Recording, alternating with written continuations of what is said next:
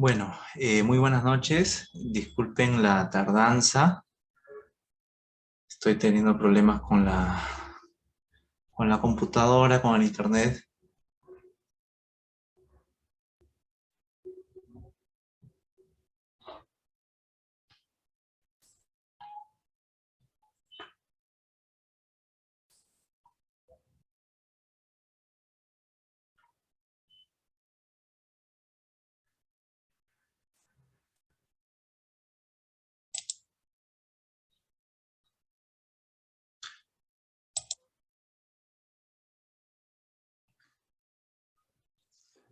Muy bien, vamos a comenzar con la clase del día de hoy.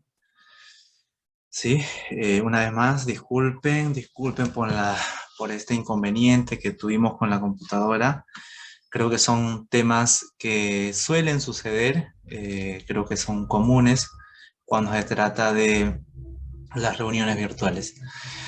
La grabación ya está en curso, así que vamos a iniciar de una vez con esta segunda sesión.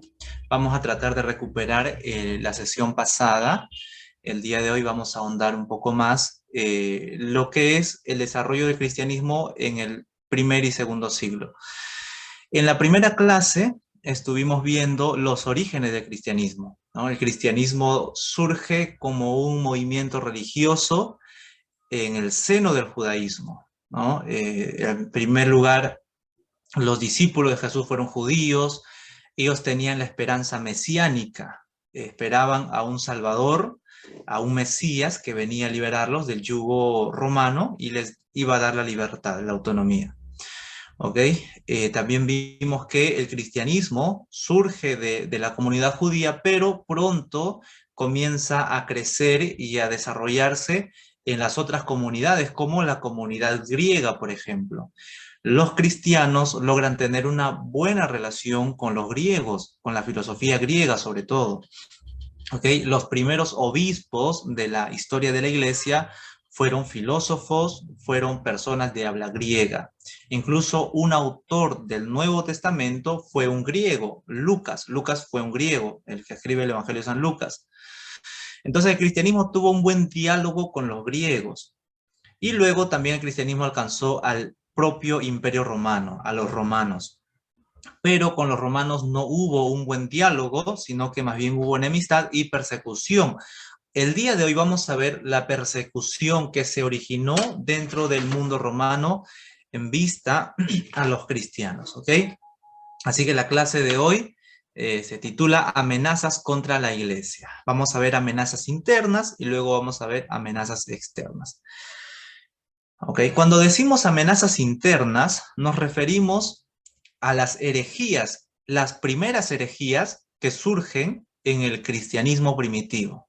¿Okay? Cuando hablamos de amenazas externas, nos referimos a la persecución que comenzó en contra del cristianismo en esos siglos. ¿Okay? Así que vamos a comenzar entonces. Vamos a ver, en primer lugar, la persecución, que fueron las amenazas externas. ¿Okay? Muy bien. Observen aquí un texto extenso, ¿sí? Este texto corresponde a Tácito. Tácito fue un historiador romano, en la primera clase lo había mencionado también, Tácito, incluso mostré una imagen que representa a este historiador Tácito.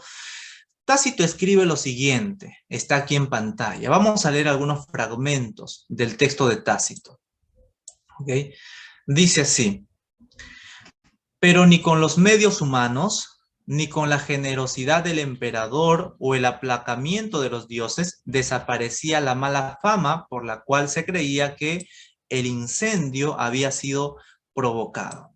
Escuchen lo que está mencionando Tácito, ¿ok? Tácito, este historiador, está mencionando acerca de un incendio ocurrido en la ciudad de Roma. Y él dice: ni por la generosidad de los dioses se aplaca, dice, la mala fama de que el incendio en Roma había sido provocado. Más adelante vamos a ahondar cómo es que ocurrió el incendio. ¿Ok?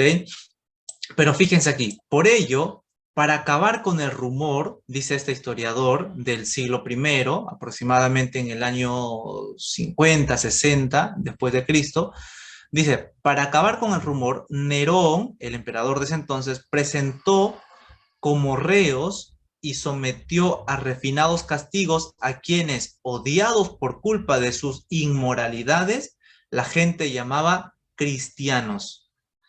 ¿Ok?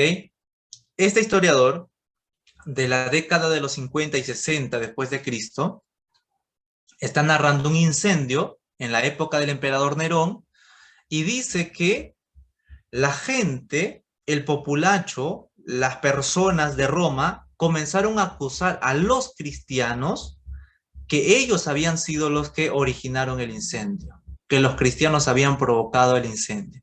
Y dice, odiados por culpa de sus inmoralidades. Aquí, en este texto de Tácito, se nota un cierto odio, un cierto rechazo hacia los cristianos. Y Tácito va a mencionar incluso a Cristo. Vamos a seguir leyendo. Dice, el fundador de la secta, Cristo, había sido castigado con la muerte durante el reinado de Tiberio por el procurador Poncio Pilato.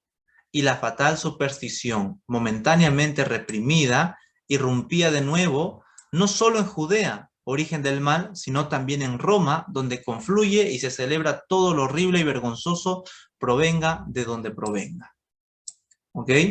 Miren, Tácito está narrando un evento en Roma, un incendio, en épocas del emperador Nerón, y menciona que la gente comenzó a culpar a un grupo de personas, a los cristianos que eran aborrecidos por sus inmoralidades, que seguían a Cristo, quien había sido sentenciado a muerte por Poncio Pilato, menciona Tácito. Este relato extrabíblico, es decir, este relato que no está en la Biblia, sino que lo menciona un historiador pagano, puede corroborar las narraciones bíblicas, puede comprobar o puede afirmar lo que la Biblia nos enseña a nosotros. Muy bien, vamos a entrar a más detalles de esto. Fíjese aquí. La primera persecución bajo Nerón. Okay. La primera persecución a los cristianos ocurrió bajo el gobierno del emperador Nerón. A ver, disculpen un momento. Dice así, el 18 de julio del año 64 estalló un enorme incendio en Roma. El fuego duró 6 días y 6 noches. Y las sospechas sobre el causante cayeron sobre el emperador Nerón. Fíjense aquí, Nerón se encontraba fuera de Roma, se encontraba en una ciudad fuera de Roma. Y mientras Nerón estuvo fuera de Roma, la ciudad de Roma se incendia. Y el incendio dura 6 días y 6 noches. La gente, en primer lugar, comenzó a acusar a Nerón. Dijeron, fue el mismo emperador quien mandó incendiar Roma. ¿Por qué? Se cuenta que Nerón, mientras Roma estaba ardiendo, Nerón se puso una ropa de poeta, agarró una lira, un tipo arpa, y comenzó a tocar y comenzó a escribir poesías o a cantar poesías viendo la ciudad incendiada. Nerón, según los historiadores, fue un personaje que tenía problemas mentales. Era, podríamos llamarlo, un poco loco en sus acciones. Entonces él pretendía ser un poeta, mientras veía su ciudad incendiada, él pretendía componer versos, componer poemas, y así satisfacer esa necesidad o esa inspiración que él estaba buscando. Entonces la gente comenzó a ver y decir, fue Nerón, el emperador, quien incendió Roma. ¿Ok? Fíjense en ese dato. Pero algo sucedía. Dice aquí, 2 de los barrios que no habían ardido en el incendio, fíjense en este detalle, fueron la de los judíos y los cristianos. Miren, mientras toda la ciudad de Roma se está incendiando, había 2 barrios, dos avenidas, 2 barrios principales donde vivían la mayoría de los judíos y los cristianos que no había sido incendiado, que no se había quemado, milagrosamente, por así decirlo. Entonces, Nerón para desviar sus acusaciones, lo que Nerón hace es decir, fueron los judíos y fueron los cristianos quienes provocaron el incendio, porque ellos no se quemaron. ¿Okay? Esta es la primera acusación que se hizo en contra de los cristianos. Antes de Nerón, los cristianos practicaban su fe y nadie les acusaba de nada. ¿Sí? Nadie les decía, o nadie les acusaba, nadie les hostigaba. Sí les parecía algo extraño a los romanos que los cristianos practicaran una fe distinta, pero no los acusaban, no los perseguían, no los hostigaban. Fue en el incendio de Roma que recién comenzaron a acusarles. Y Nerón fue el primero en acusar a los cristianos de haber incendiado Roma, para desviar las acusaciones contra su persona. ¿Ok? Entonces, dice aquí Abner, se lo atribuimos a la providencia divina. Vamos a revisar durante toda la historia de la iglesia muchos actos milagrosos que se registran en la historia, ¿ok? Y este es uno de ellos, que increíblemente el barrio de los cristianos no se quemó. Cuando lleguemos a la época del segundo y tercer siglo, vamos a ver que se desatan pestes, enfermedades, y entre los cristianos son pocos los que mueren, más mueren de los paganos que de los cristianos. Entonces, durante la historia de la iglesia hay ciertos eventos que escapa de lo que esperamos, ¿no? De lo normal. Los cristianos deberían ser afectados también, pero no son afectados. Por eso también es una de las razones por la que el mundo empieza a aborrecer o ver mal a los cristianos, porque a ellos no les sucede lo malo que está sucediendo a todas las personas. ¿Ok? Hasta ahí vemos este evento milagroso, por así decirlo. El barrio de los judíos y de los cristianos no se incendia, el resto sí. Por eso Nerón agarra y dice, los cristianos y los judíos provocaron el incendio. Antes de esto, los cristianos sí eran mal vistos, ¿okay? Eran aborrecidos, pero nadie los hostigaba, nadie les acusaba de nada. Pero sí eran vistos como gente extraña. Los cristianos eran odiados por sus abominaciones, como decía Tácito, ¿no? Es decir, por sus prácticas. Y solo bastó una acusación de tal magnitud para hacerlos ver como objetos de persecución. ¿Ok? Fíjense en este detalle. Las abominaciones de los cristianos, como menciona Tácito,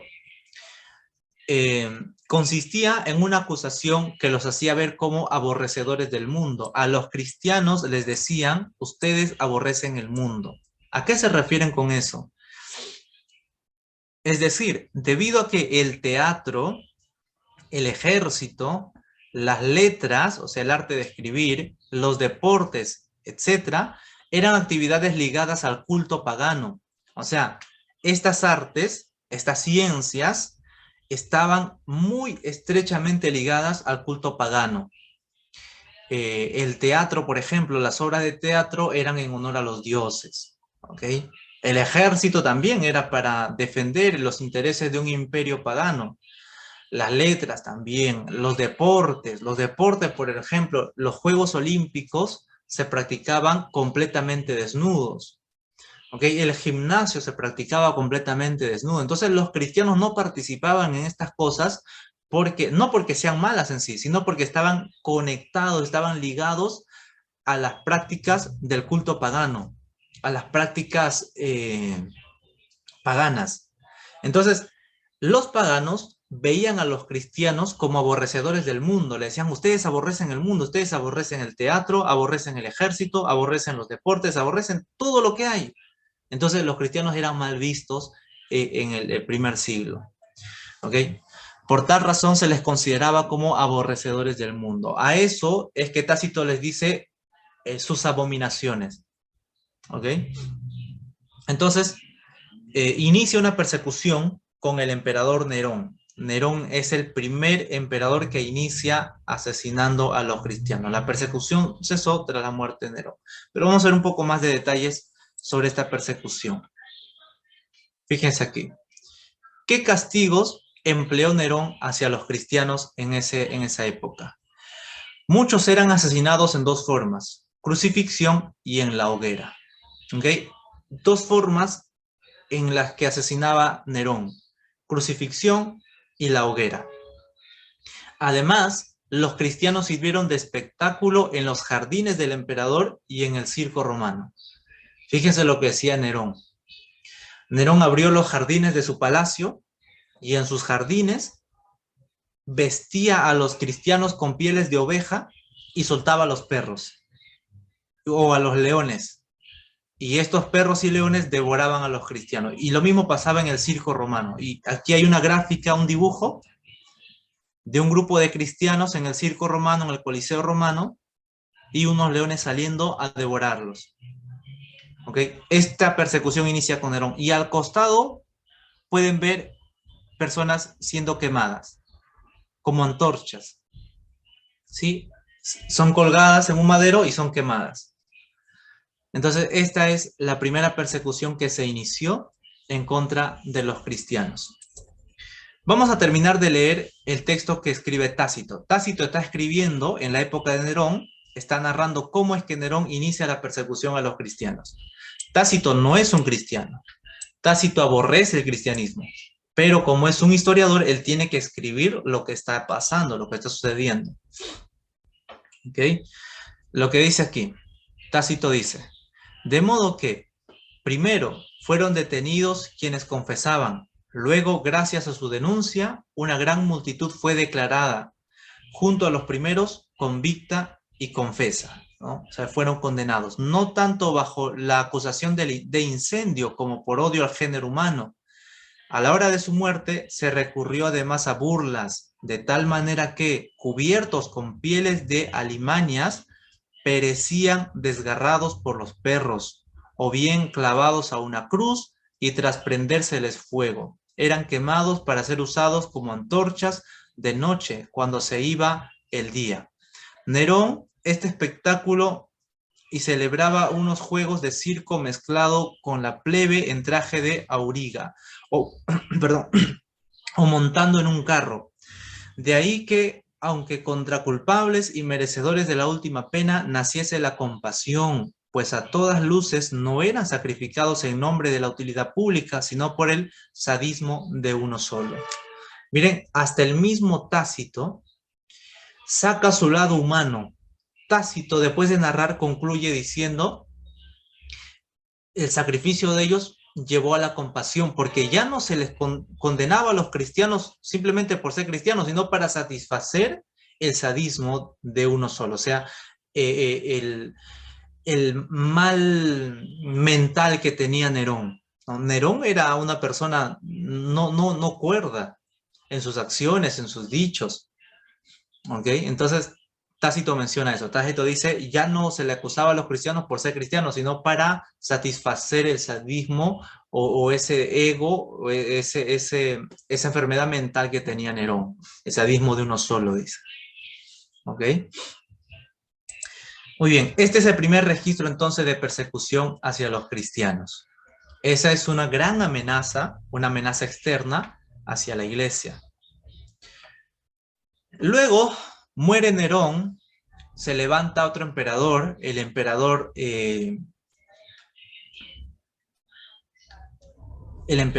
Trajano. Con Trajano se termina la persecución a los cristianos. Después le sucede su hijo Tito, el emperador Tito. Con él también los cristianos gozan de paz, de tranquilidad. Pero luego se levanta otro emperador llamado Domiciano. Y con Domiciano va a iniciar la segunda persecución hacia los cristianos. ¿Ok? Vamos a ver con más detalles este asunto. Domiciano fue emperador en el año 81. Por su parte, Domiciano no tuvo un conflicto personal con los cristianos. Fíjese bien en esto. Domiciano no es que aborrecía por sí a los cristianos como Nerón. Nerón sí aborrecía de alma a los cristianos. Domiciano no. Sin embargo, Domiciano tuvo un interés. El emperador Domiciano quiso restablecer las tradiciones romanas. O sea, Domiciano observó que en su imperio había muchos que habían abandonado las tradiciones romanas, los cultos a los dioses romanos, y él quiere restablecer las tradiciones romanas. Él quiere unificar al imperio por medio de los cultos hacia los dioses romanos. Entonces tuvo que combatir al cristianismo que ya había crecido en muchas regiones del imperio. ¿Ok? Para el año 80, 81 o la década de los 90 después de Cristo, el cristianismo ya había golpeado grandes regiones del imperio romano. Ya había iglesias en Antioquía, había iglesia en Galacia, en Éfeso, en Atenas, en Roma mismo también ya había iglesia en Egipto, había iglesia en casi todo el mundo antiguo. ¿Ok? Entonces, Domiciano se da cuenta y dice, quienes atentan contra nuestras tradiciones, contra nuestra religión oficial del imperio, tienen que ser exterminados. Y en este caso son los cristianos quienes están atentando contra la unidad del imperio. ¿Okay? Entonces Domiciano hizo ejecutar a su pariente Flavio Clemente. Miren, Domiciano tuvo un pariente, Flavio Clemente. Y la esposa de Flavio Clemente se llamó Flavia Domitila. Y Domiciano hizo ejecutar a estos dos, quienes fueron acusados de ateos y de costumbres judías. En la sentencia no dice que fueron asesinados o ejecutados por ser cristianos, pero se les acusa de dos cosas, de ateos y de costumbres judías. Estas dos cosas eran las acusaciones con las que se asesinaba a los cristianos. A los cristianos se les llamaba ateos, no se les llamaba directamente cristianos, se les decía ateos. ¿Por qué? Porque adoraban un Dios invisible. Y para los romanos, ser creyente es adorar a un Dios visible que se puede tocar, a un ídolo que se le puede ofrecer un sacrificio. En cambio, como los cristianos adoraban a un Dios invisible, les decían ateos. Entonces, según estas premisas, podemos concluir que Flavio Clemente, el, el pariente de Domiciano, y Flavia Domitila, la esposa de Flavio Clemente, eran cristianos. Miren, son dos personajes nobles de la realeza, dos personajes ilustres, dos personajes que tenían educación, dos personajes que tenían relación directa con el mismo emperador y eran cristianos, ¿no? Para ese entonces ya se puede registrar a muchos soldados romanos, incluso generales, senadores, que se estaban convirtiendo al cristianismo y ellos eran asesinados. Muchos de estos cristianos romanos, senadores, soldados, dejaron su cama placentera, su casa placentera con piscina y fueron a vivir en las catacumbas, fueron a vivir en las cárceles, fueron asesinados, fueron quemados, fueron expulsados de la ciudad de Roma, echados hacia el desierto a vivir errantes por causa de la fe cristiana, ¿no? Estas eran las persecuciones que había en el primer siglo. Y fíjese en este dato, el libro de Apocalipsis fue escrita durante esta persecución. Apocalipsis se escribe en la década de los 90 después de Cristo. En plena persecución de Domiciano, Juan, exiliado en la isla de Patmos, precisamente por esa persecución, a Juan lo envían a la isla de Patmos, como ya es un anciano, no lo podían matar, les dio compasión probablemente, y lo mandan a la isla de Patmos para que muera ahí lentamente, y en ese exilio en Patmos, Juan escribe el Apocalipsis. Y este libro de Apocalipsis Juan lo envía a las iglesias. En Apocalipsis menciona las 7 iglesias. Éfeso, Esmirna, ¿no? Las 7 iglesias. Y este libro de Apocalipsis representó una esperanza, porque en Apocalipsis menciona que a pesar del sufrimiento cristiano en este siglo, en este tiempo, hay una esperanza superior de vida eterna, de descanso, de refugio en la presencia de Dios, ¿no? Miren, ¿en qué momento Juan escribe el Apocalipsis? Mediante una persecución severa por parte de este emperador Domiciano. ¿Ok? Y obviamente la persecución cesó tras la muerte de Domiciano, ¿no? Aquí puse Nerón, me he equivocado, es la muerte de Domiciano. ¿Ok? Recuerden que si tienen preguntas o dudas o aportes o reflexiones, pueden levantar su mano y intervenir. ¿Ok? ¿Alguna duda, pregunta o reflexión?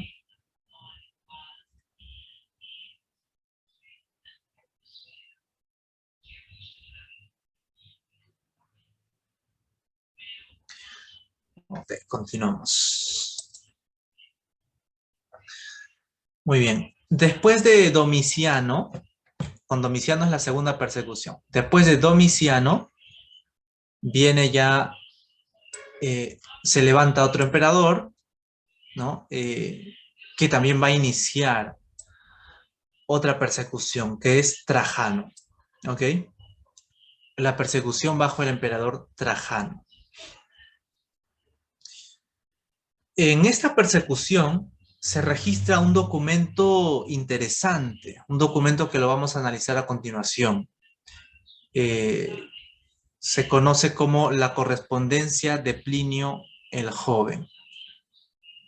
¿Ok? Ahorita voy a pasar a detallar.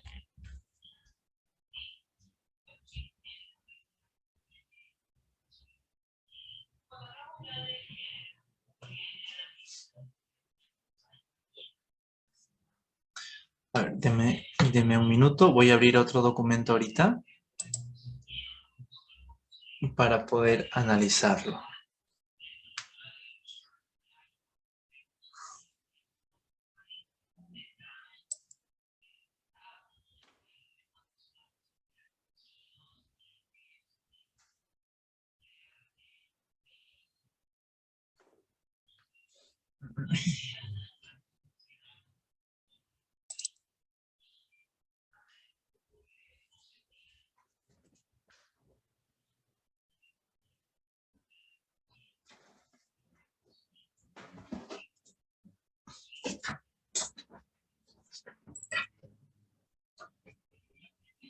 Profesor, Sí, adelante, hermano. disculpe que no podía responder delante porque le estaba poniendo pijamita a mi hijo. Ya escuché su pregunta.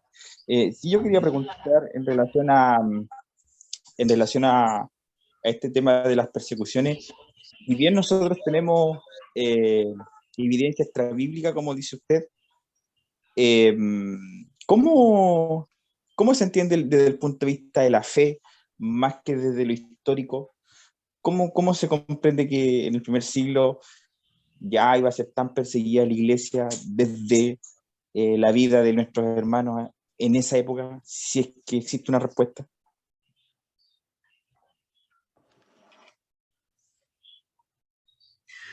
Ok. Bien, más que una respuesta técnica, lo que usted pregunta requiere de una reflexión que creo que podemos hacer todos los que estamos aquí, ¿no? Ya tenemos las evidencias extrabíblicas, las evidencias históricas. Ahora, ¿cómo nosotros entendemos esa vivencia, ¿no? Esa persecución? En la Biblia menciona esa persecución, perdón, en la Biblia menciona esa persecución. En Hebreos capítulo 11, verso 37, narra explícitamente la persecución de Nerón, ¿no? Pueden buscar, si desean, Hebreos capítulo 11, verso 37. Ahí menciona, dice que muchos de los cristianos vistieron de pieles de oveja, anduvieron errantes de un lugar hacia otro, ¿no? Y otro dato, el libro de Timoteo, o la carta a Timoteo, se escribe durante la persecución hacia los cristianos. En la segunda carta a Timoteo, Pablo le dice a Timoteo, Timoteo, yo te envío esta carta al acordarme de tus lágrimas, le dice. ¿Ok? Yo estoy parafraseando, pueden leer en 2 Timoteo, va a decir así, más o menos. Al acordarme de tus lágrimas, ¿por qué Pablo le dice a Timoteo, me he acordado de tus lágrimas? ¿Y por qué más abajo Pablo le va a decir a Timoteo, no te avergüences? ¿Por qué le va a decir, sufre penalidades como buen soldado de Jesucristo? O sea, estos términos, este dialecto, se está utilizando porque están sufriendo persecución. Y en esa segunda carta a Timoteo, Pablo dice, yo ya estoy para ser sacrificado. O sea, la mayoría de las cartas que Pablo envía, o al menos esas cartas finales, que son epístolas de la prisión o epístolas pastorales, estas cartas se envían cuando están siendo perseguidos por Nerón, están siendo asesinados y tienen miedo, sufren. llora. Timoteo fue un joven pastor y Timoteo estaba llorando, Timoteo estaba angustiado porque veía a sus hermanos pastores, a sus compañeros, a sus compañeros de milicia, estaban siendo asesinados, ¿no? Entonces, ahora, aterrizando todo esto, ¿cómo ellos vivían el martirio? Para ellos, morir por Cristo, a pesar del dolor que les causaba, era un privilegio. En el libro de los Hechos, Hechos capítulo 1, versículo 8, si no me equivoco, cuando Jesús dice, me seréis testigos en toda la tierra, dice, ¿no? Me seréis testigos. Esta palabra testigo, en griego, es martyrus, ¿ok? Y martyrus está relacionado al martirio. O sea, para los primeros cristianos, morir por Cristo era una forma de dar testimonio de la fe. Era una forma de decir, sí, yo soy cristiano y no me avergüenzo de ser cristiano, y si me vas a matar, mátame, ¿no? O si me vas a aborrecer, aborréceme, pero yo no me voy a avergonzar de ser cristiano. O sea, ellos lo tenían bien seguro, esa fe, esa convicción. No se amedrentaban por nada, morían por su fe. Entonces ellos vivían así, vivían con esa perspectiva de morir por Cristo es ganancia, morir por Cristo es vida eterna, es salvación, es participar del mismo sufrimiento que experimentó también Cristo, ¿no? Esta era la vivencia, hermano, esto era lo que ellos experimentaban en esa persecución.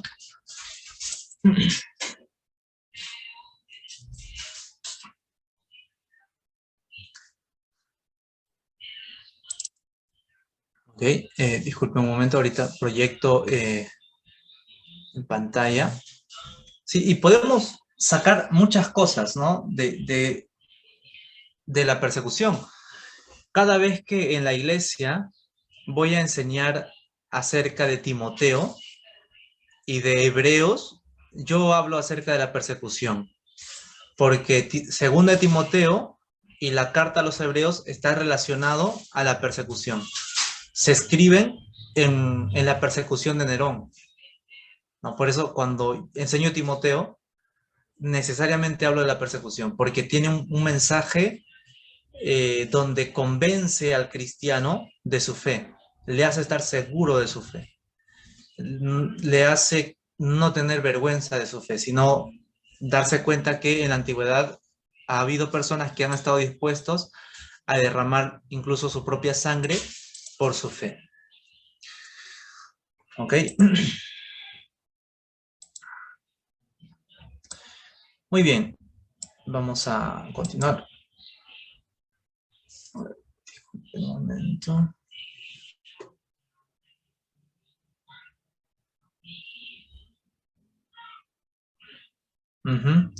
Segundo de Timoteo, capítulo 1, verso 4 al 6. Muy bien. En la tercera persecución, la persecución bajo el emperador Trajano, ya iniciando el segundo siglo, el año 200 después de Cristo, ¿sí? Perdón, el año 100 después de Cristo, ya el segundo siglo, aparece esta evidencia extrabíblica, la correspondencia de Plinio el Joven, ¿no?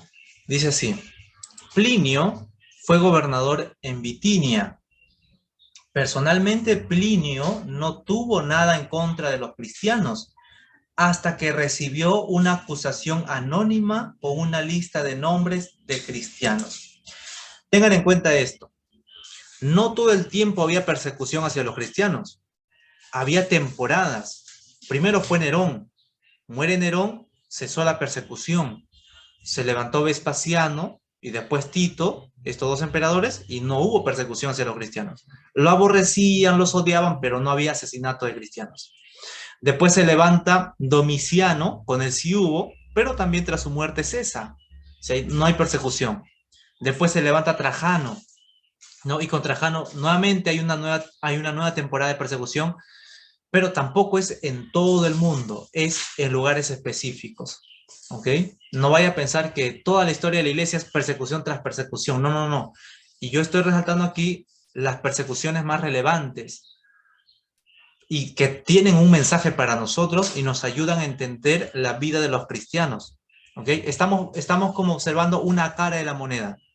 La persecución es una cara de la moneda cristiana, pero la otra cara es la doctrina, la vivencia, la teología de los cristianos, el amor que ellos se tenían, ¿no? La liturgia que practicaban. O sea, hay dos caras. No vaya a pensar que todo es persecución. No, también hay tiempos de paz, hay tiempos en el que los cristianos logran aceptación, escriben sus libros, pueden discursar en público, pueden practicar su fe sin ninguna amenaza. ¿Ok? Y vamos a ir viendo esto poco a poco. En esta tercera persecución, entonces estamos diciendo que aparece Plinio. Plinio es un gobernador, no es cristiano, pero tampoco tiene algo en contra de los cristianos. ¿Ok? Simplemente es un gobernador y como un gobernador le llega una carta con una acusación en contra de los cristianos. En esa carta se acusa a un grupo de personas en esa ciudad, en Bitinia, de que eran cristianos. Y Plinio se sorprende. Plinio dice, pero qué mal han hecho estos para acusarles de ser cristianos, ¿no? Entonces Plinio envía una carta hacia Trajano, pidiéndole su orientación. Trajano era el emperador y Plinio era un gobernador. Entonces Plinio pide orientación a Trajano y Trajano le da su orientación. Le dice, tienes que proceder de tal forma, y Trajano va a permitir una persecución o un asesinato también de cristianos en su gobierno por medio de Plinio. Dice, ante la problemática, Plinio envió cartas al emperador informándole su proceder. Vamos a ver, ahora voy a mostrarles la traducción de esta carta.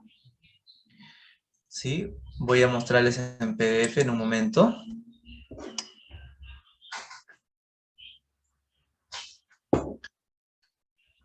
De la misma forma como vimos acerca de la Didache, también vamos a ver la carta de Plinio.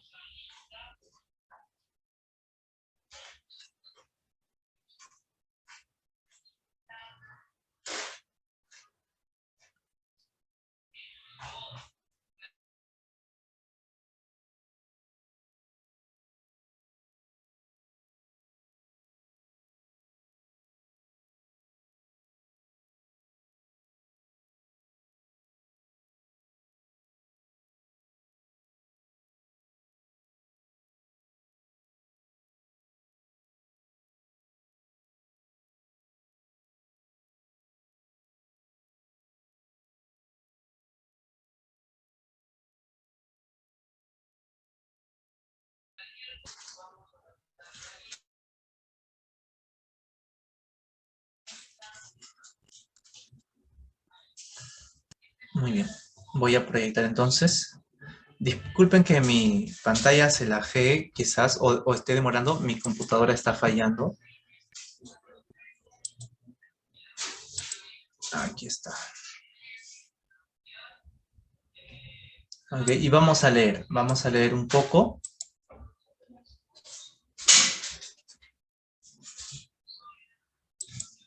Acerca de la carta que envía Plinio el joven a Trajano.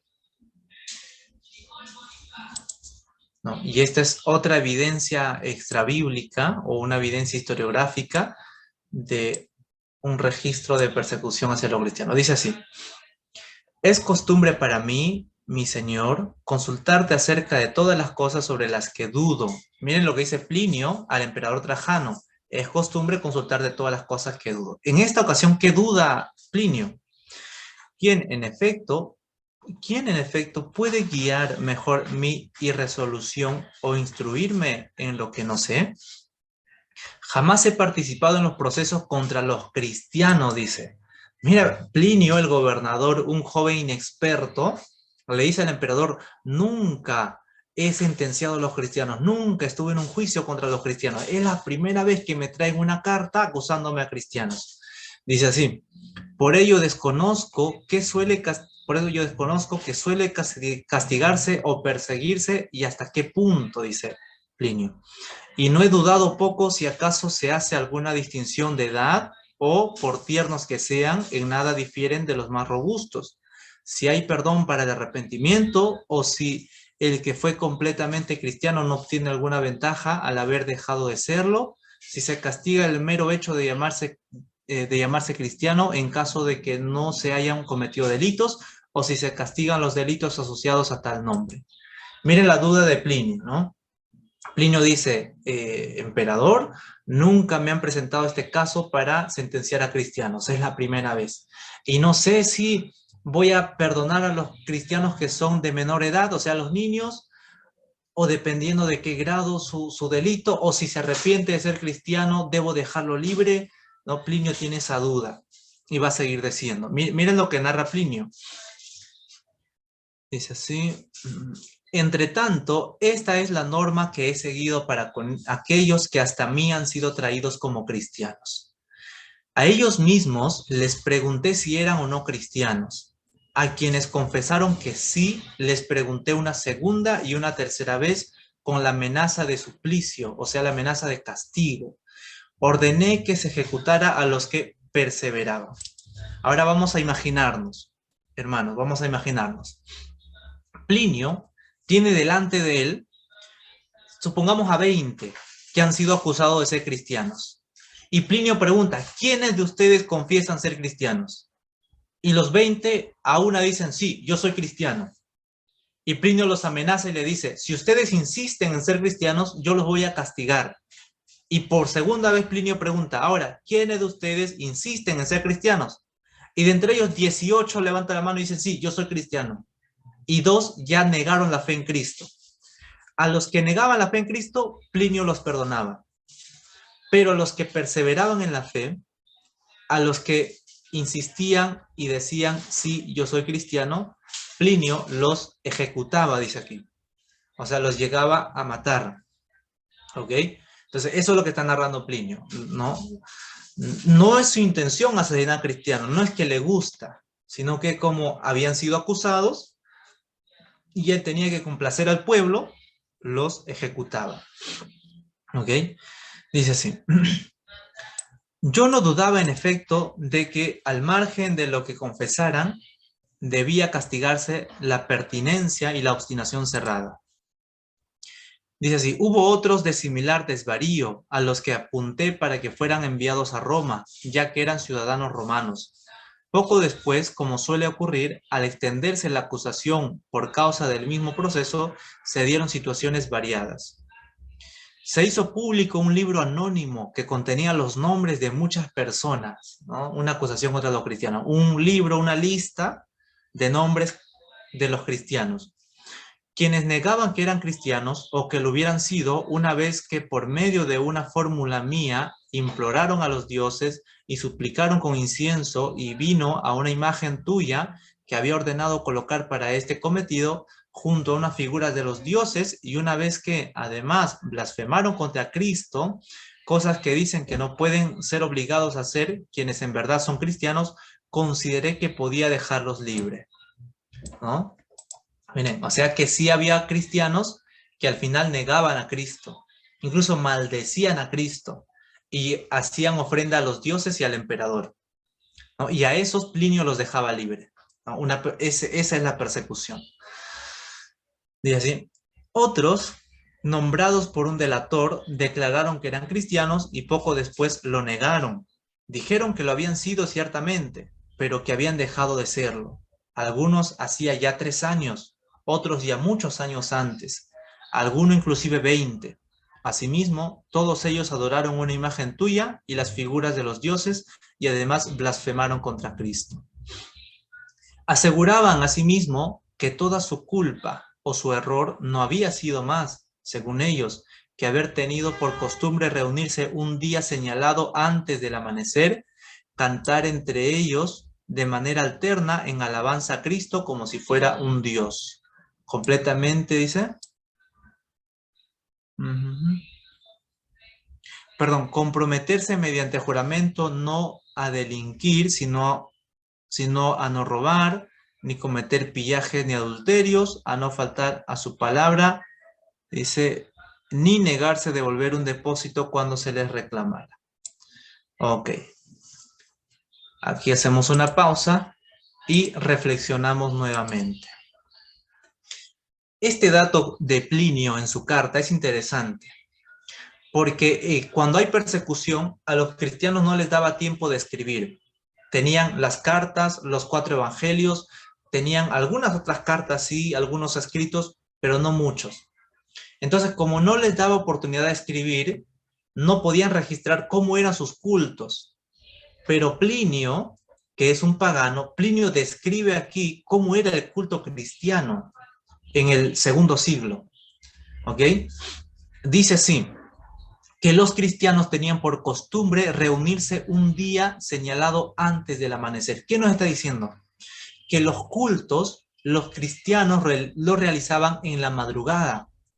¿Ok? En la antigüedad, en el primer y segundo siglo, los cristianos hacían sus cultos en las madrugadas. ¿Qué día? Plinio dice un día señalado, pero nosotros podemos deducir que ese día era el domingo. ¿Por qué? Porque Cristo resucitó un domingo y está registrado también en las cartas que Pablo envía a los Corintios, que se deben reunir el primer día de la semana, el domingo, porque el primer día de la semana es el domingo, para hacer los cultos cristianos. ¿Ok? Entonces, cuando Plinio dice, se reunían un día señalado, se refiere a un domingo. Y dice, se reunían en madrugada. ¿Por qué creen ustedes que los cristianos se reunían en madrugadas? A ver, reflexionemos.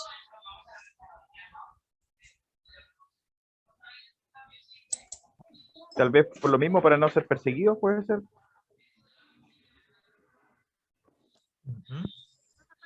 Muy bien, una buena razón. A ver, hermana Betsabé, no se la escucha muy bien.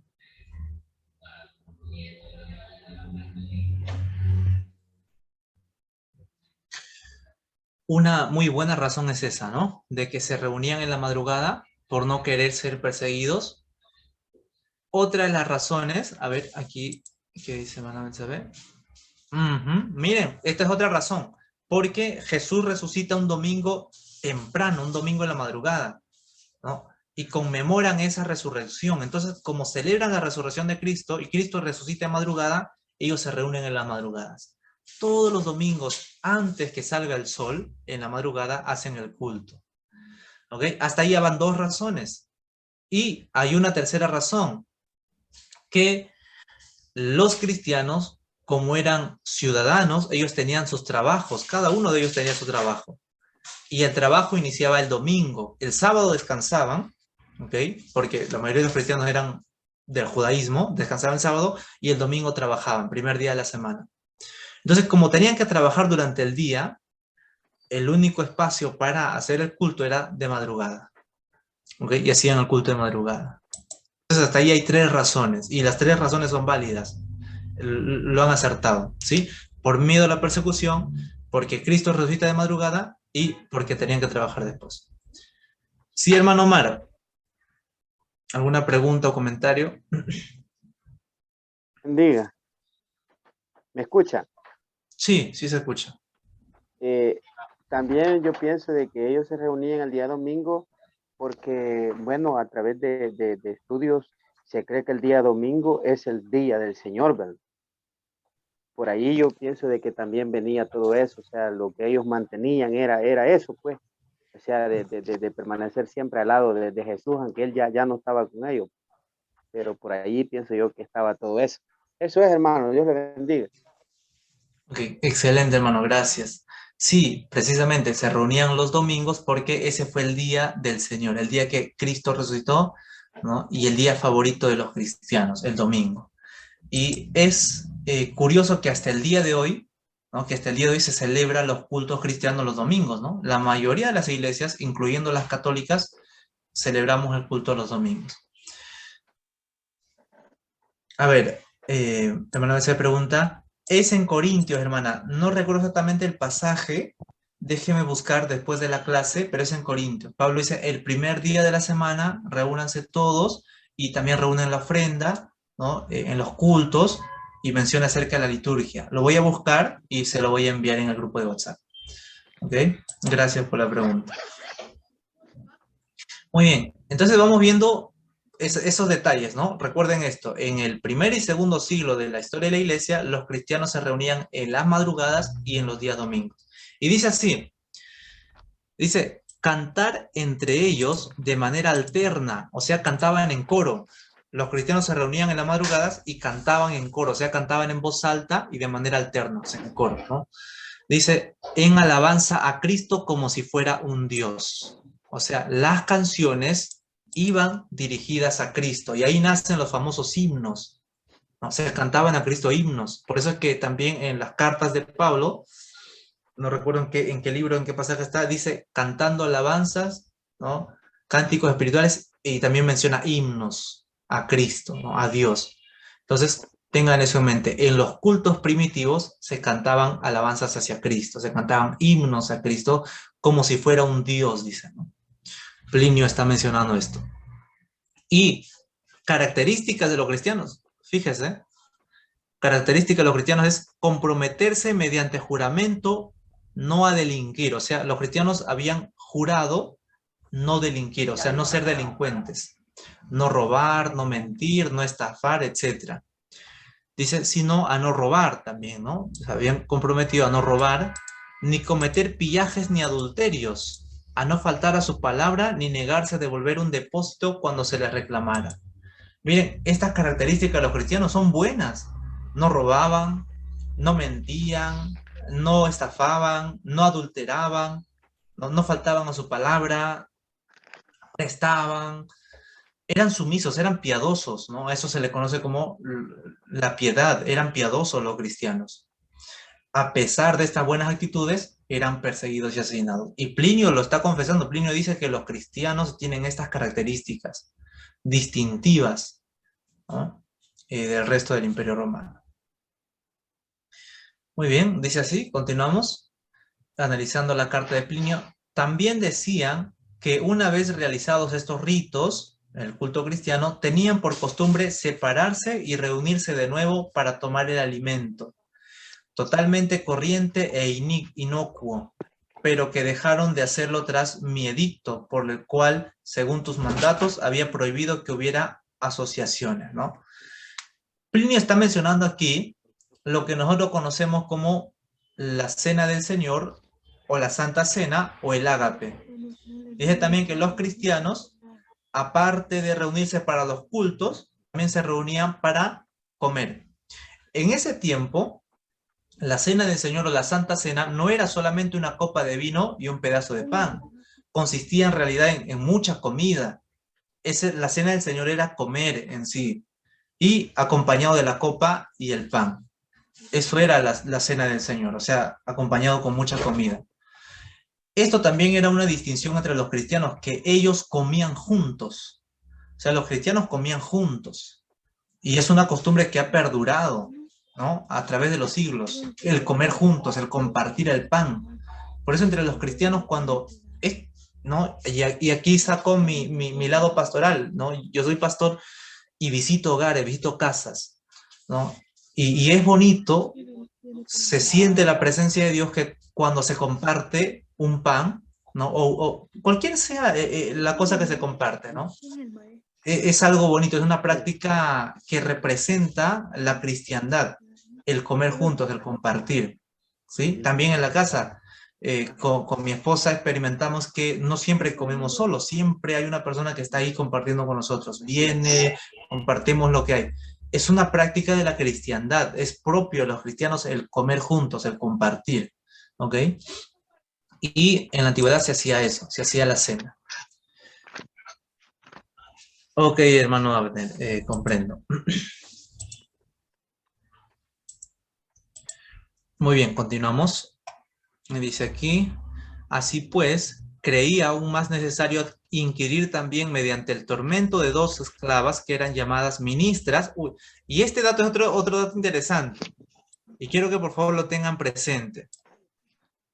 Aquí Plinio menciona a 2 esclavas, o sea, 2 mujeres, a quienes se les consideraba ministras, dice, o sea, lideresas o diaconisas, o en este tiempo podríamos incluso denominarlas como pastoras, eran líderes.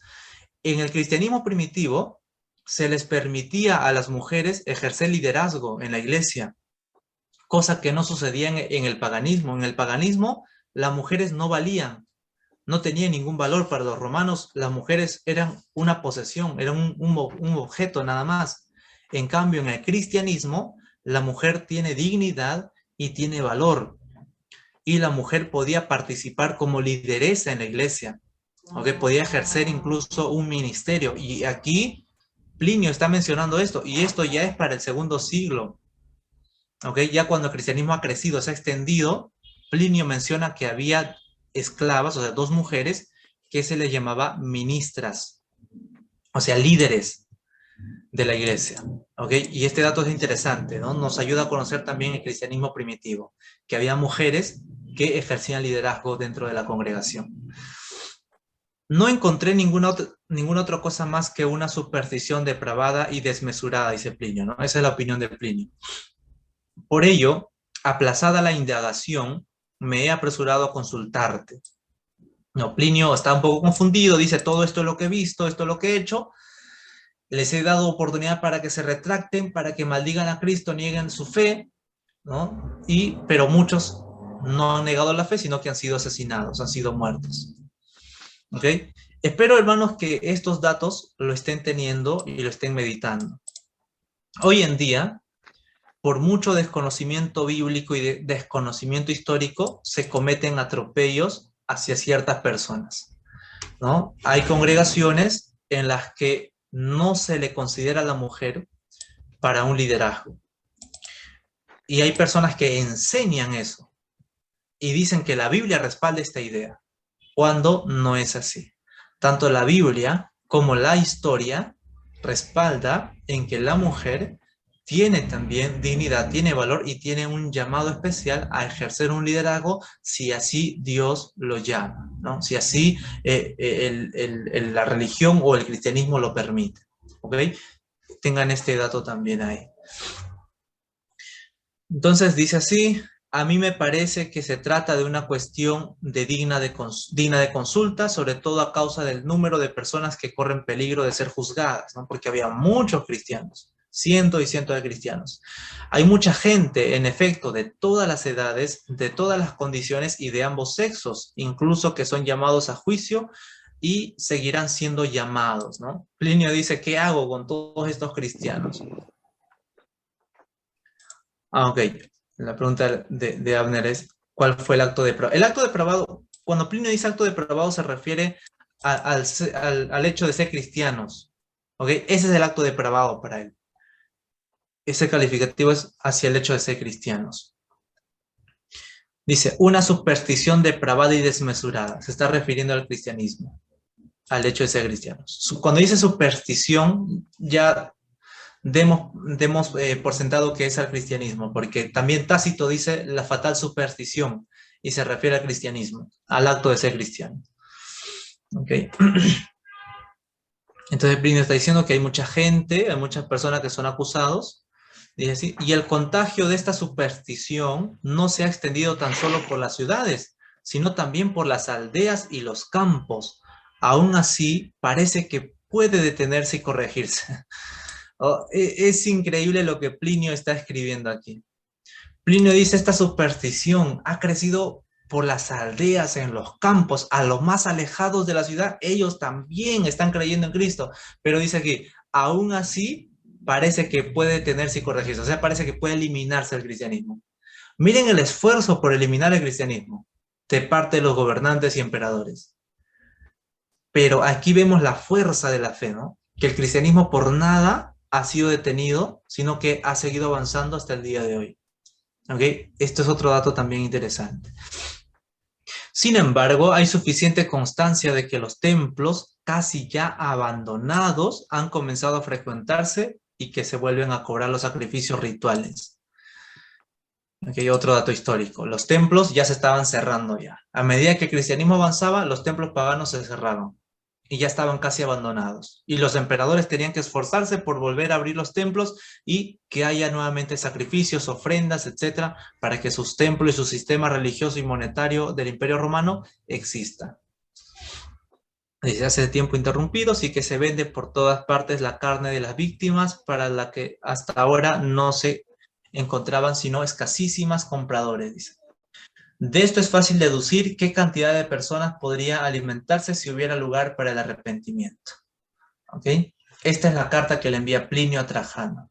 Y Trajano le responde con una carta más breve. Trajano le responde de la siguiente manera. Trajano le envía esta carta a Plinio diciendo: has seguido el procedimiento que debías, mi querido segundo, en el examen de las causas de los que ante ti han sido denunciados como cristianos.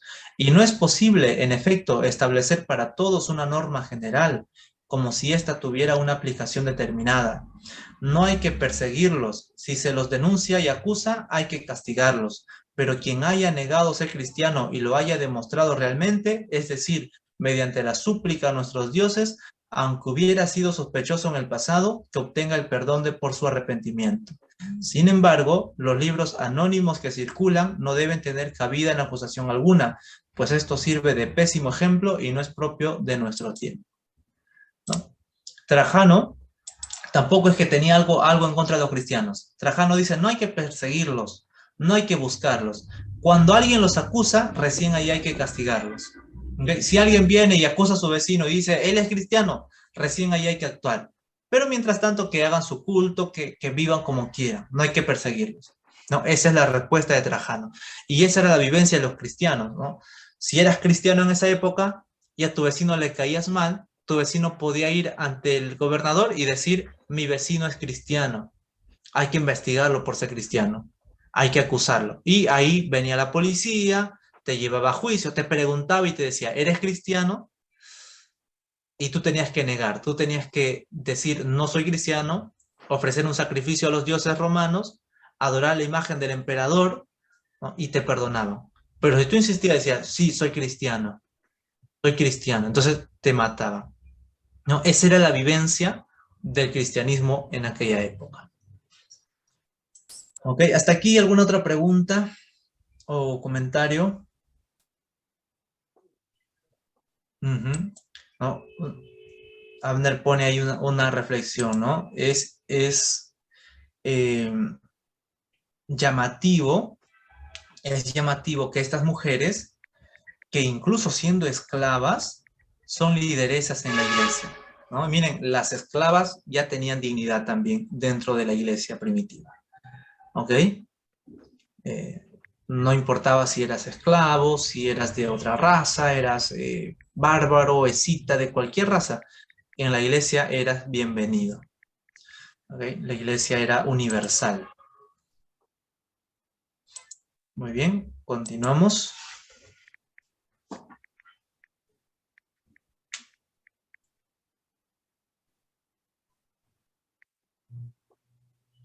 Muy bien, si tienen comentarios o preguntas, recuerden que pueden hacerlo. A ver, parece que aquí hay una pregunta o un comentario.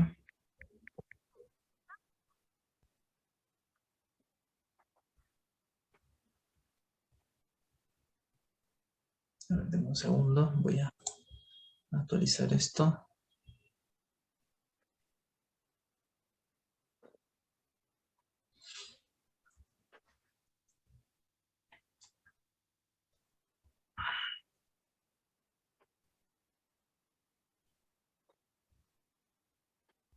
Muy bien, a ver, voy a ver el chat, dice así.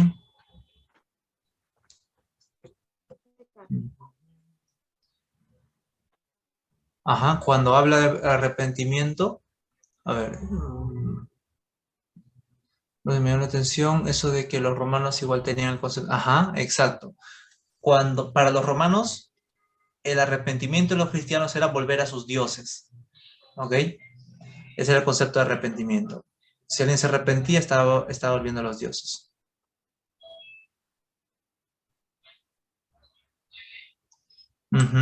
Claro, ya en este tiempo la persecución ya no sería por un emperador, ¿no? Sino quizás por otro tipo de sistema ya.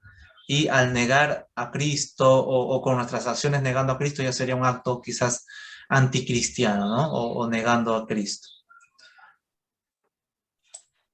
A ver, aquí el hermano Abner pregunta con un término griego, metanoia. Metanoia es el término que utiliza la Biblia para arrepentimiento. Metanoia es cambio de mente, ¿sí? O cambio de pensamiento. Y sí, probablemente metanoia también se aplique para los romanos, ¿no? Cambiar de parecer. En la antigüedad metanoia era eso en sí. Para los romanos, para los griegos, también para los cristianos. Metanoia, cambiar de mente, cambiar de pensamiento, era arrepentirse.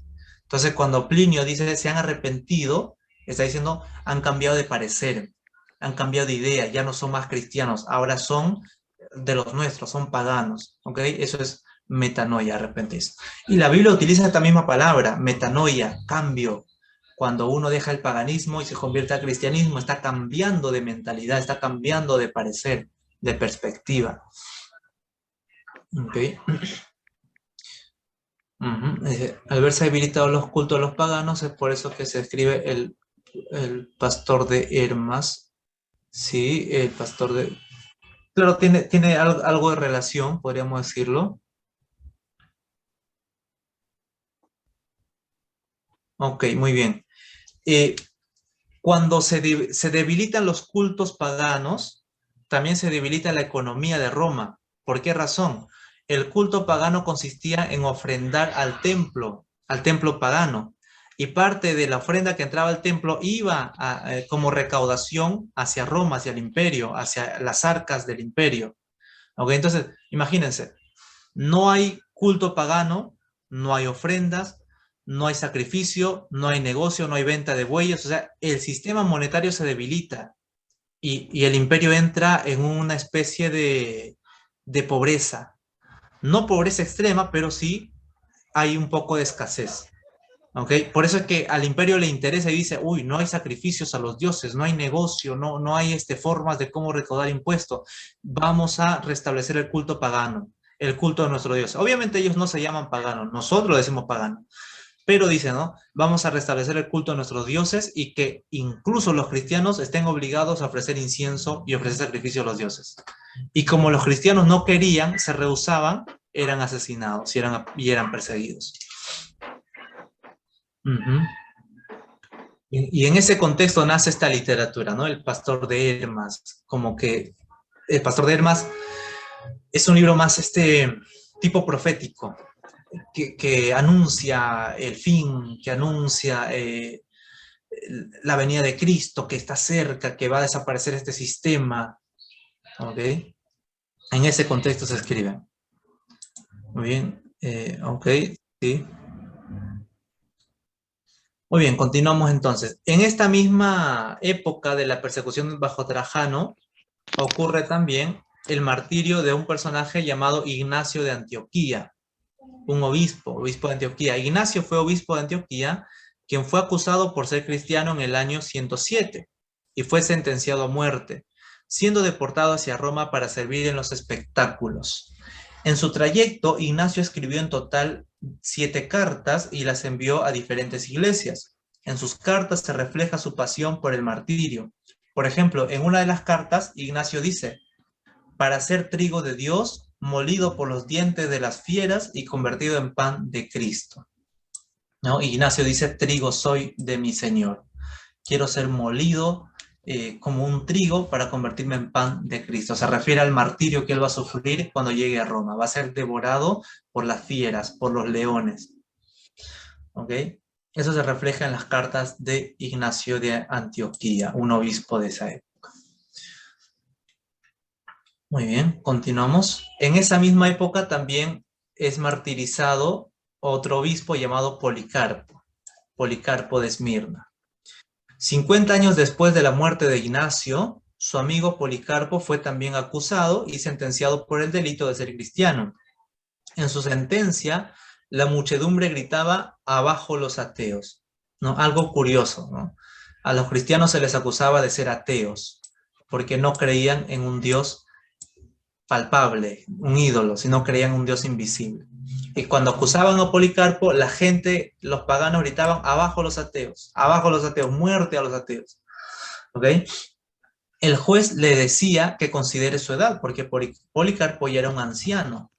El juez le decía, considera tu edad, maldice a Cristo, ¿no? Y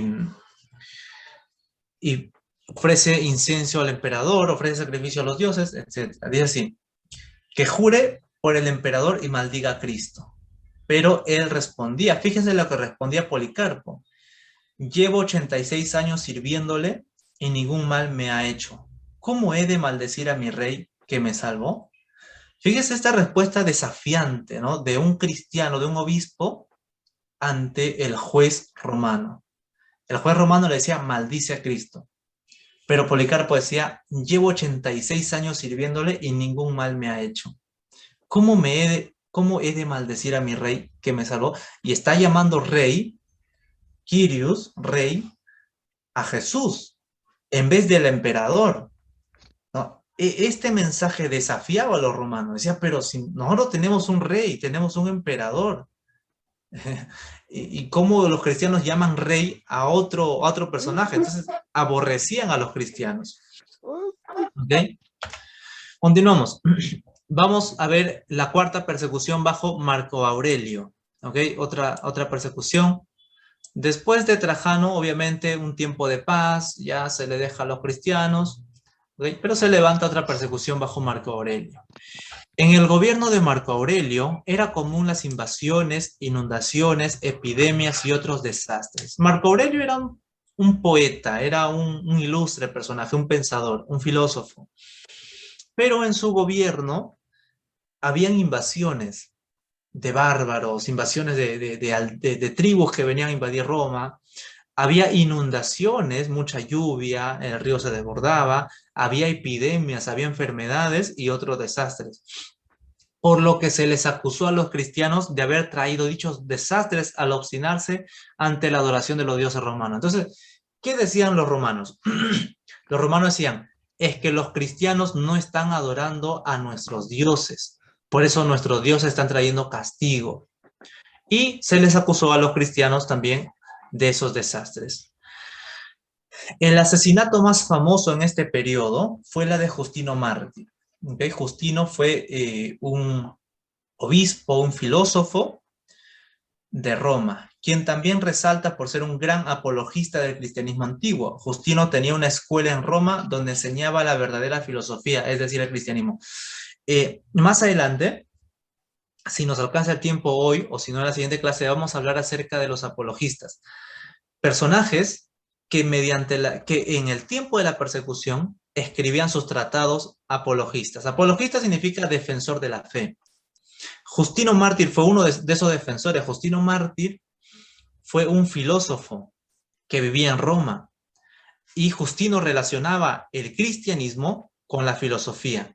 Y para Justino la verdadera filosofía era el cristianismo.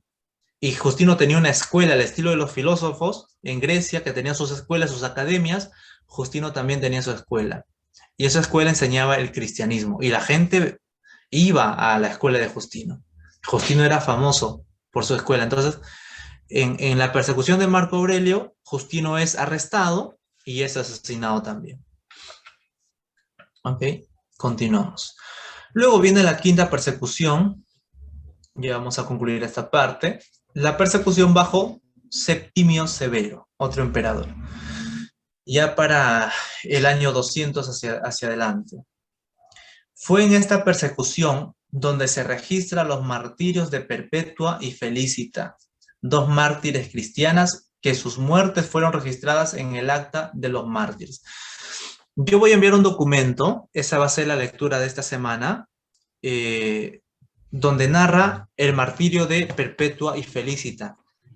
Estas dos mujeres narran en sus propias palabras su martirio, su asesinato, ¿no? Y son mensajes tremendos, son mensajes chocantes, ¿no? que emociona, creo, a todo lector. ¿Ok? En esta persecución de Septimio Severo mueren Perpetua y Felicita. En el año 202, Septimio Severo promulgó una ley que prohibía la difusión del cristianismo y judaísmo. Okay. También en esta época también Clemente de Alejandría dejaba por escrito: muchos mártires son quemados a diario, confinados o decapitados a nuestros ojos. Más adelante también vamos a leer acerca de Clemente de Alejandría, que él escribe y dice: muchos mártires son quemados a diario, confinados o decapitados a nuestros ojos. Leónidas, y aquí aparece ya otro personaje, Leónidas, un mártir defensor de la fe, fue asesinado. En su martirio quiso participar también su hijo, el joven Orígenes, pero no lo logró porque su madre había escondido su ropa. Fíjese este dato curioso, y más adelante vamos a ver a Orígenes. Sucede que había un varón en la época de Septimio Severo, un cristiano llamado Leónidas. Fue un defensor de la fe, o sea, fue un apologista, fue un filósofo también. Él fue asesinado. Cuando él era asesinado, su hijo, un cristiano, un joven cristiano, también quiso participar en el martirio, pero su mamá escondió su ropa y por esa razón este joven llamado Orígenes no pudo salir al martirio. Escapó del martirio, ¿no?, por su mamá, pero Orígenes sí quiso ser martirizado. En el caso de Orígenes, Dios tuvo un propósito, porque más adelante Orígenes también tiene una escuela, Orígenes de Alejandría, y él se convierte en obispo, y él se convierte en maestro, y también en un gran apologista, y sus escritos existen hasta el día de hoy. ¿Ok? Como dándonos a entender que a Dios no se le escapa ningún detalle, ¿no? Entonces, Orígenes en esta ocasión se salva, pero más adelante también es asesinado, después de haber enseñado, después de haberse convertido en obispo. Luego viene la persecución bajo Decio. Decio fue otro emperador, ¿no? En esta persecución, Orígenes logró sufrir las torturas que murió a causa de ellas, ¿no? En la persecución de Decio, sí, Orígenes fue martirizado. En este periodo se notó más la brecha entre los cristianos y los paganos. A los que aceptaron ofrecer sacrificio a los dioses paganos, el imperio les otorgaba un certificado. En cambio, a los que se rehusaban, se les asesinaba. A los que negaban a Cristo se les llamaba apóstata, y en muchos casos ya no se les permitía reintegrarse a la iglesia. ¿No? Ahí nace lo que es la apostasía. Apóstatas son los cristianos que ante la persecución niegan la fe, maldicen a Cristo y adoran a dioses paganos. Eso es un apóstata.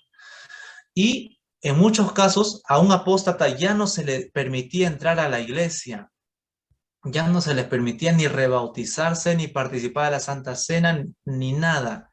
Ya era considerado un apóstata, lo expulsaban. En algunos casos se les permitía entrar, pero con un castigo. Y noten algo curioso, en ese tiempo los cristianos castigaban a los apóstatas. ¿Cómo? Cuando un apóstata quería entrar a la iglesia, se tiraba al piso diciendo: soy pecador, soy pecador. Y la gente que venía atrás pisaba al apóstata, pasaba por encima del apóstata y entraba a la iglesia. Solo de esa forma el apóstata era perdonado, ¿no? Era como un tipo de castigo, un tipo de corrección hacia al apóstata, ¿no? Obviamente esto no pasaba en todas las iglesias, ¿sí? En algunas iglesias se registra eso. En otras iglesias, por ejemplo, ya no dejaban entrar al apóstata. Y había en otras iglesias que sí les permitía ingresar a los apóstatas, ¿no? Entonces, esta era la vivencia de los cristianos ya llegando al tercer siglo. Ya estamos llegando al tercer siglo, ¿ok? La persecución bajo Valeriano, en esta persecución, Orígenes, perdón, esto ya está ahí.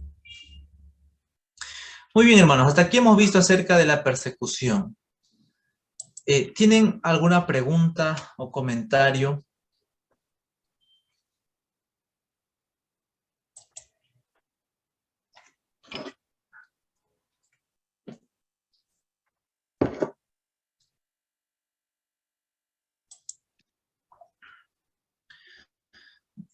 Voy a revisar aquí en el chat.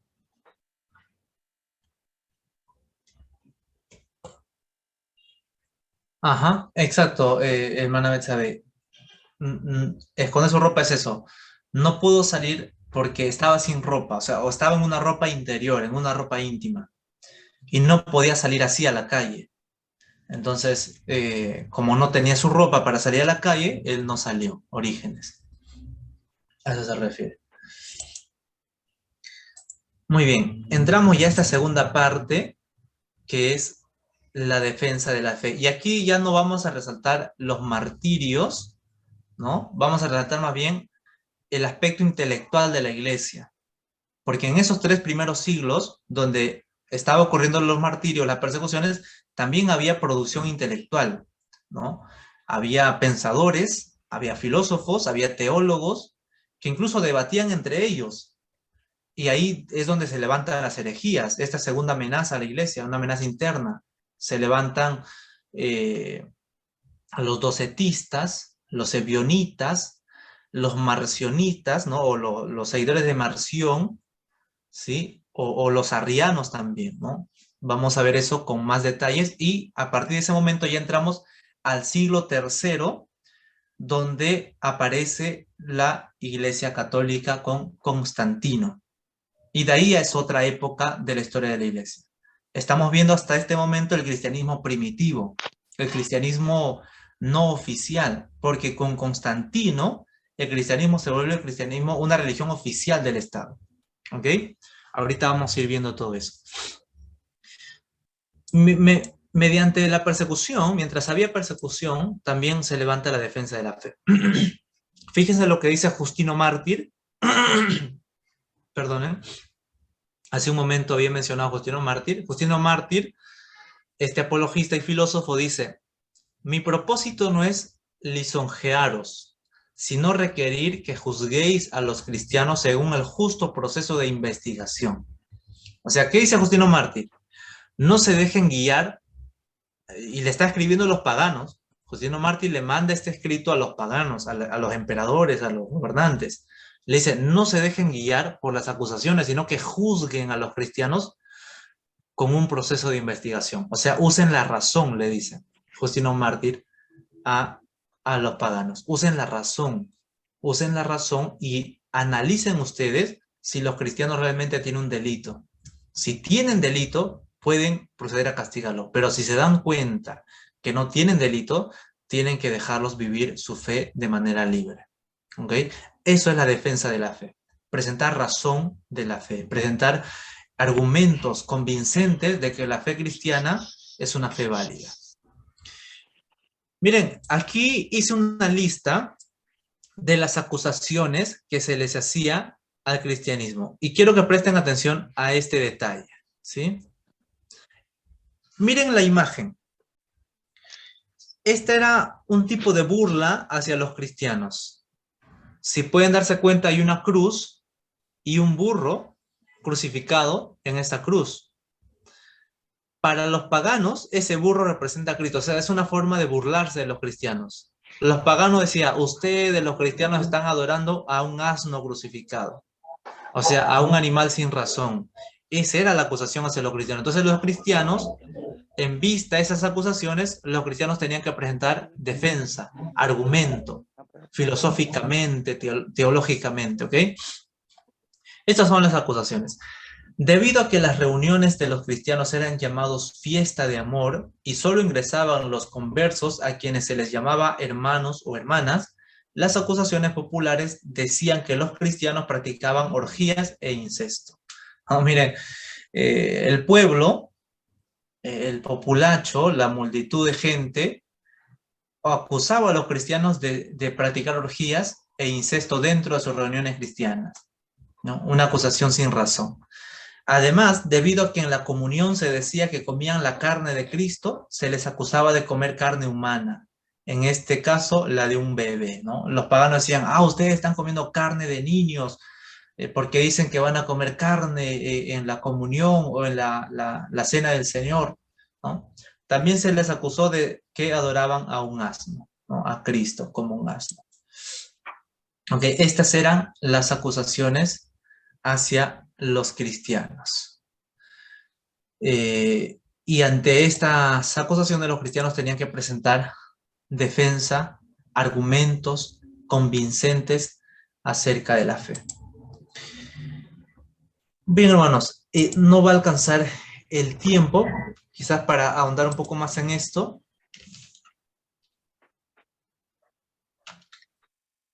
pero les quiero presentar, quiero hacer un ejercicio con ustedes.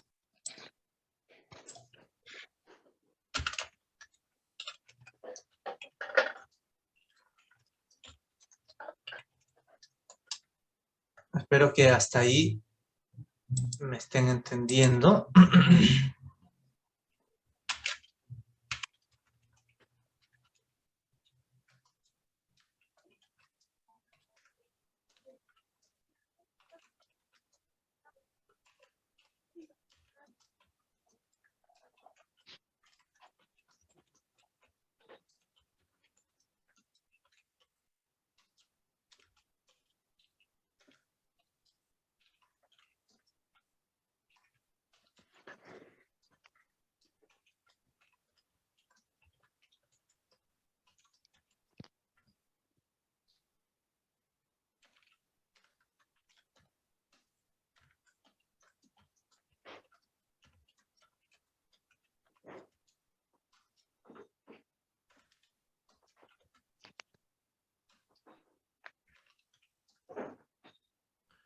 Ya, Carlos, chuchu.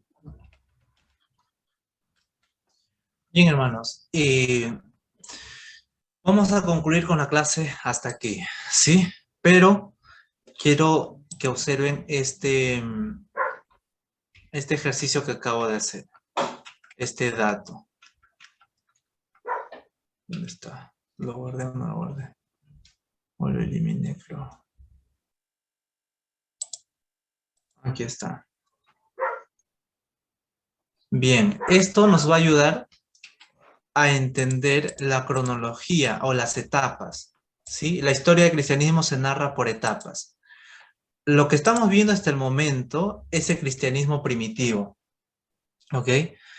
En el cristianismo primitivo hay abundantes datos. La persecución, el tipo de culto, los primeros libros, los primeros tratados apologistas, ¿ok? Los primeros obispos, que estamos ahorita mencionando algunos obispos, el estilo de vida que llevaban, etc.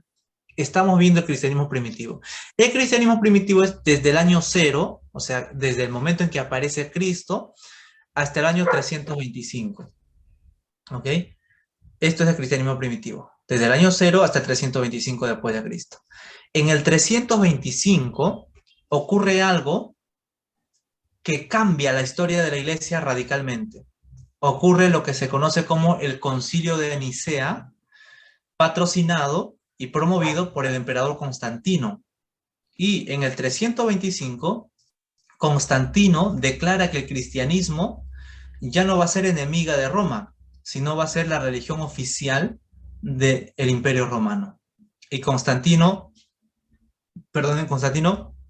establece en sus escudos la cruz, su cetro también va a tener la cruz, y Constantino va a ser la persona que va a elegir a los obispos, y ahí nace este término, el papa, ¿no? Va a elegir a los papas, y el papa va a ser quien desde ese momento va a tener mayor poder que un emperador. Fíjense lo que va a pasar en el 325. En el 325, el Papa va a tener mayor poder que un emperador. Y el Papa es el que va a coronar a los emperadores a partir de ese momento.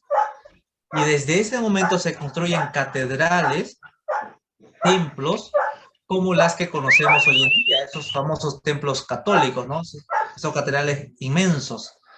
¿Ok? Todo eso nace en el 325, por eso es que a ese periodo se le conoce como cristianismo como religión oficial. Del 325 hasta el 1005. En el 1005 va a ocurrir otro evento que va a separar esa etapa. En el 1005 va a ocurrir lo que es la división de la iglesia. Ahí por primera vez van a desafiar a la iglesia romana. Van a decirles, ustedes no tienen toda la autoridad, sino que también hay otras iglesias que pueden desarrollarse de manera autónoma y libre. ¿Ok? La tercera etapa, que también vamos a estudiar, se llama cristianismo católico o época del oscurantismo. ¿Por qué oscurantismo? Porque cuando el catolicismo comienza a gobernar, a dominar todo el imperio y todo el mundo antiguo, vive en supersticiones, siendo enemigas de la ciencia, de la filosofía y la razón, ¿no? Y necesitan de una reforma, necesitan de una renovación. Entonces, desde el año 400 hasta el 1517 se desarrolla el oscurantismo, esa época oscura que vamos a ver más adelante, ¿no? También conocido como época medieval. En 1517 ya comienza otra época de renovación, ¿no? Ahí a 1500 y tanto se le conoce como el Renacimiento, porque ya la gente deja el oscurantismo, deja la época medieval y va a comenzar a producirse lo que es la época moderna, ¿no? Y de ahí se va a acercar, por supuesto, a nuestros días. ¿Ok? Este es un panorama de la historia de la iglesia. Vamos a concluir hasta aquí. A ver, vamos a ver. Ah, ok, la mano derecha no pudo ver la pantalla. Ok, muy bien, chicos. Terminamos la clase el día de hoy. Para cerrar, espero que hayan leído los documentos que he enviado. La Didache, por ejemplo, ¿no? La Didache es interesante. A mí me gustaría que sigan haciendo preguntas. Discúlpenme que no haya podido responder a tiempo sus preguntas. Las voy a responder probablemente dentro de un rato o quizás mañana, pero sigan haciendo preguntas. En la Didache hay datos interesantes que incluso va a afectar nuestras costumbres de estos días. ¿Ok? En ciertas cosas va a afectar, ¿no? Pero si lo asimilamos bien, si lo analizamos con cuidado, puede ser de mucho beneficio para nosotros. Lean la Didache, lean el documento que voy a enviar hoy día también del martirio de Perpetua y Felicita, dos mujeres mártires de la fe, y les voy adelantando un dato. Cuando lean el martirio de Perpetua y Felicita, se van a dar cuenta que en ese tiempo, Perpetua y Felicita son de África, ¿ok? Son del cristianismo africano. En ese tiempo, el cristianismo africano tenía una forma diferente de ver el cielo y el infierno. En el cristianismo africano pensaban que no solo había cielo e infierno, sino que también había un lugar llamado purgatorio, donde la gente iba a purgarse de sus pecados, ¿no? Ese era el imaginario del cristianismo africano. Cuando lean el martirio de Perpetua y Felicita, se van a dar cuenta que una de estas hermanas, al momento de ser martirizada, ella ora, y cuando ora tiene visiones, y en su visión ve a su hermano menor, que está en el purgatorio, y gracias a sus oraciones sale del purgatorio y se va al cielo, ¿ok? Esto suma o sumó en ese entonces para que el catolicismo se configure tal y como lo conocemos hoy en día, ¿ok?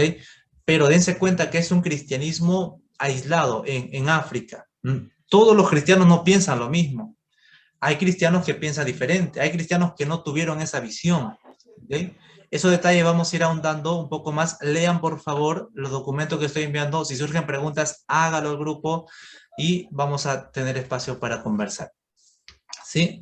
A ver, entonces, ¿alguna pregunta o todo claro?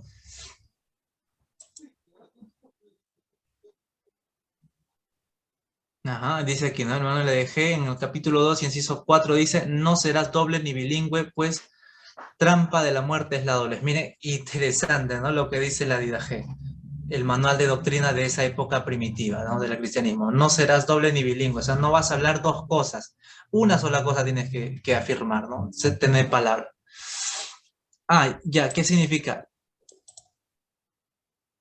Ok, miren, lo que significa esta frase de la Didache, no serás doble ni bilingüe, se refiere, no tendrás dos pensamientos, o sea, un día dices soy cristiano, al otro día niegas la fe, algo así. No vas a tener doble pensamiento, vas a tener solo un pensamiento. Si dices ser cristiano, eres cristiano. Si dices ser de tal raza, eres de tal raza, no vas a cambiar, ¿no? A eso se refiere de no serás ni doble ni bilingüe, sino serás de una sola pensamiento. Ok, hay otra pregunta, dice, entonces en África no llegó la filosofía platónica. Exacto. El cristianismo africano se basa más en supersticiones, en visiones, en éxtasis, ¿ok? En cambio, el cristianismo de Antioquía, el cristianismo de Alejandría y el cristianismo de Roma se basan más en la razón, en la filosofía. Tanto en Roma como en Alejandría y en Antioquía, que están la mayor parte de cristianos, los cristianos tienen ese pensamiento platónico de un cielo o un lugar terrenal, o un infierno, de dos mundos, ¿no? El mundo de las ideas, el mundo celestial y el mundo terrenal. Entonces solo tienen ese pensamiento en su cabeza. En cambio, los cristianos africanos son dados a la visión, a las supersticiones, al éxtasis, a las revelaciones extras aparte de la Biblia. Entonces, este cristianismo africano sí llega a concebir, en sus imaginaciones llega a concebir lo que es un tercer lugar y llega a concebir el purgatorio, un lugar donde la gente va a purgar sus pecados y luego por las plegarias recién va al cielo o si no hay plegarias va al infierno. ¿Sí? Tenemos que analizar de esta forma los cristianismos de diferentes perspectivas. Al final nos vamos a dar cuenta que prevaleció lo que dijo la Iglesia Católica. ¿Sí? La Iglesia Católica agarra todo el cristianismo y establece una religión oficial y a los demás los excluye. De ahí en 1517 venimos nosotros los protestantes, ¿no? que protestamos contra la Iglesia Católica. Exacto, ¿no? El cristianismo africano, y sí, el cristianismo africano, al cristianismo africano se le llama montanismo, ¿ok? Vamos a verlo en la siguiente clase, montanismo. Y montanismo fue una secta, un grupo de cristianos, cristianos, sí, cristianos fieles que fueron incluso martirizados, pero dados a las visiones. Los montanistas, o sea, los cristianos africanos, creían incluso que Cristo estaba tan cerca que dejaban sus trabajos, que dejaban sus quehaceres, que incluso no se casaban, se prohibieron el casamiento, ¿no? De ahí agarra la tendencia católica, pues, ¿no? Los católicos van y agarran esa tendencia, el obispo no debe casarse, ¿no? O creemos en que hay un tercer lugar para salvar las almas que murieron sin arrepentimiento, ¿no? Exacto, Montano. Montano es el fundador de esa secta de montanismo. Y Perpetua y Felicitas son montanistas, ¿ok? Son de ese cristianismo montanista. Ok, muy bien. Interesante reflexión. Creo que van captando, ¿no? Van captando ahí todo el panorama del cristianismo antiguo. Y eso me alegra. Me alegra que ya tengan ahí en mente el panorama del cristianismo primitivo. Muy bien, seguimos conversando entonces por WhatsApp. Cualquier duda, pregunta, lo hacen por ahí. Cuídense mucho. Bendiciones, abrazos a todos. Chao, chao. Ok, excelente, hermano Abner. Excelente. Bendiciones, hermano Mar. Bendiciones, hermana Betsabe. Chao, chao.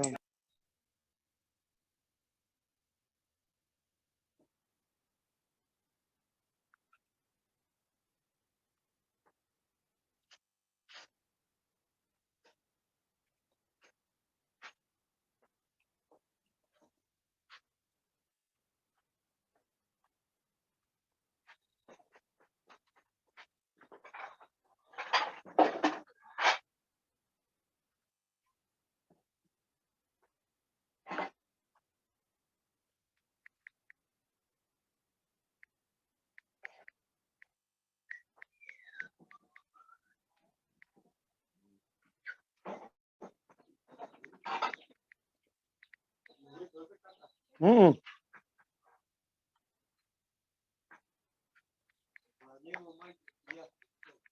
Sí.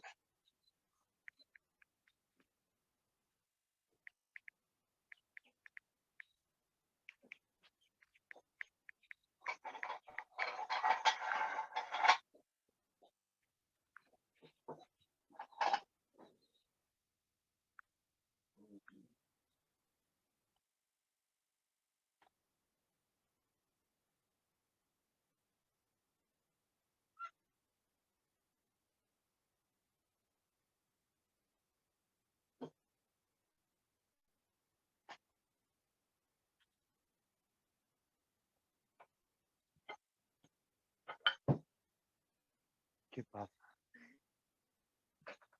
Anda a dormir, tiene sueño.